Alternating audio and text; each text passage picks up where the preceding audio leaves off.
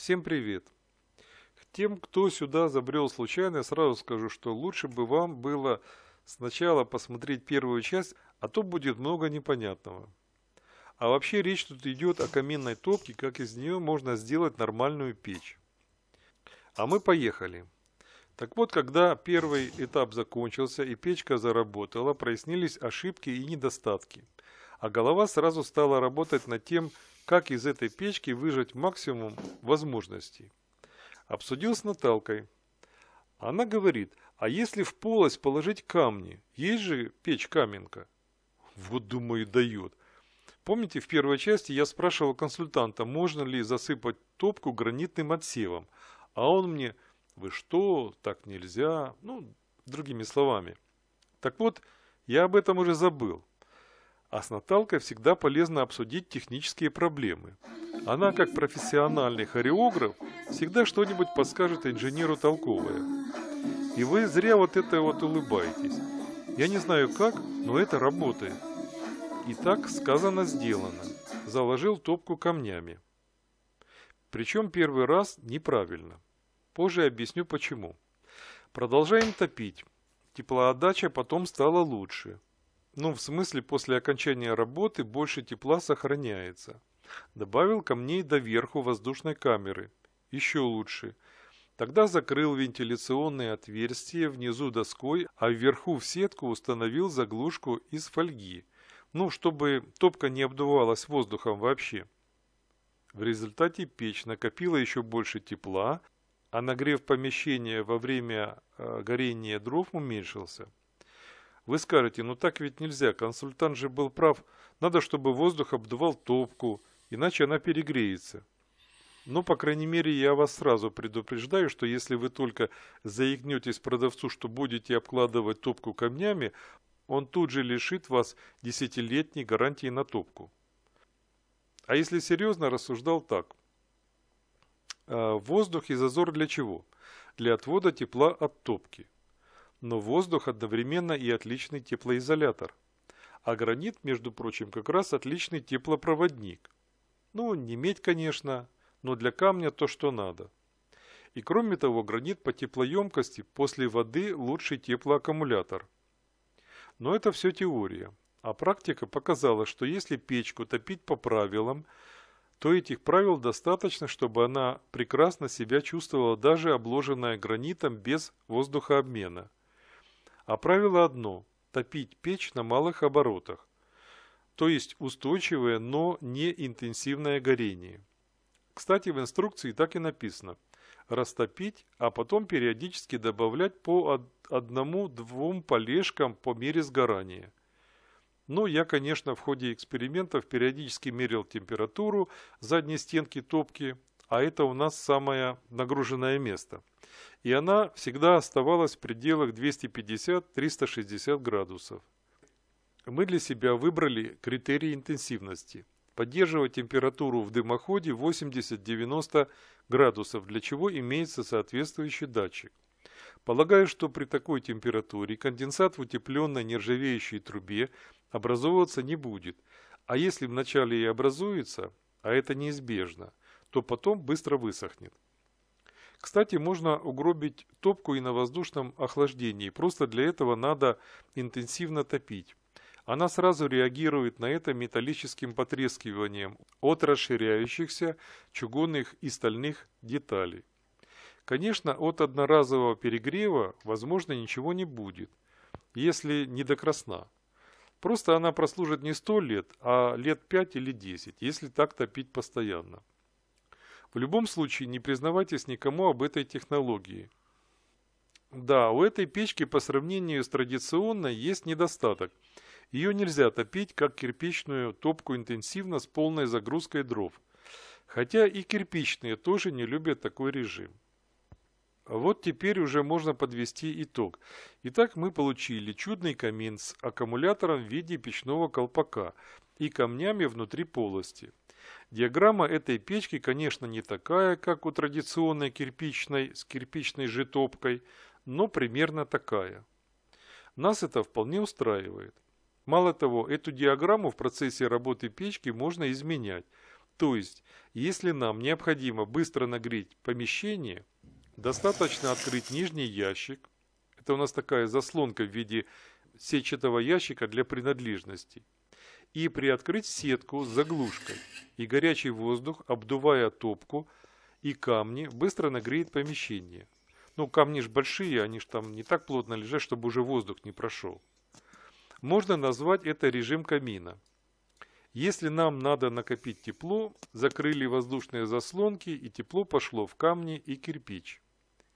Теперь давайте посмотрим, как можно увеличить теплоемкость и КПД такого камина или камена-печи, можно сокращенно КПечи.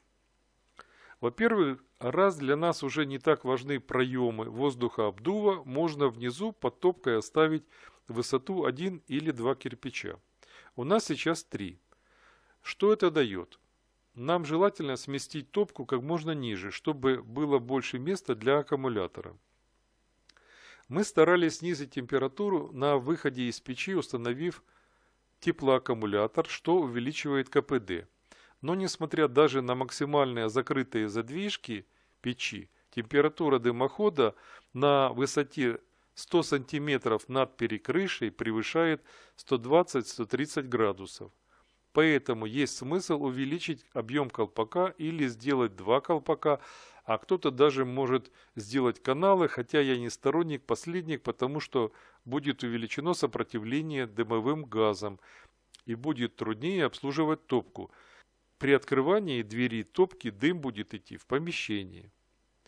В результате увеличения теплоаккумулятора мы снизим температуру выходящих дымовых газов и будет легче управлять огнем.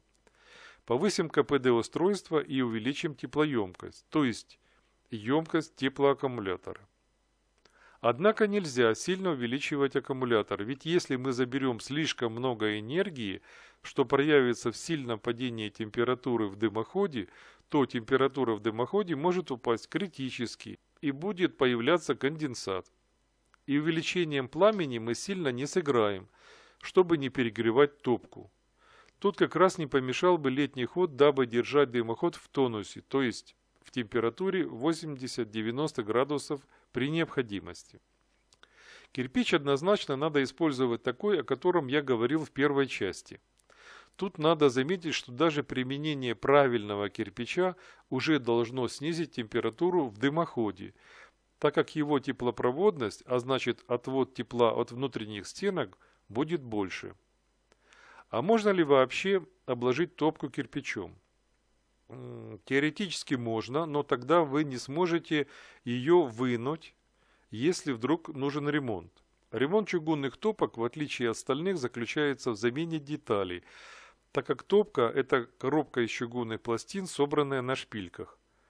Вторая причина, почему не надо этого делать – теплопроводность у кирпича в несколько раз меньше, чем у гранита, и топка будет быстрее перегреваться. Вспомнил, что обещал рассказать, как надо правильно уложить гранит. Первый раз я старался укладывать плотно, чтобы была лучше теплопередача. Еще мысль мелькнула, а как же тепловое расширение? От мысли-то я успешно отмахнулся, но она переросла в действие. Топка через месяц начала потихоньку выезжать.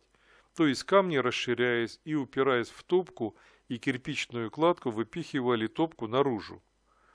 Когда она выехала на 1,5 сантиметра, пришлось вынуть камни, задвинуть топку на место и заложить камни по новой, то есть с зазором.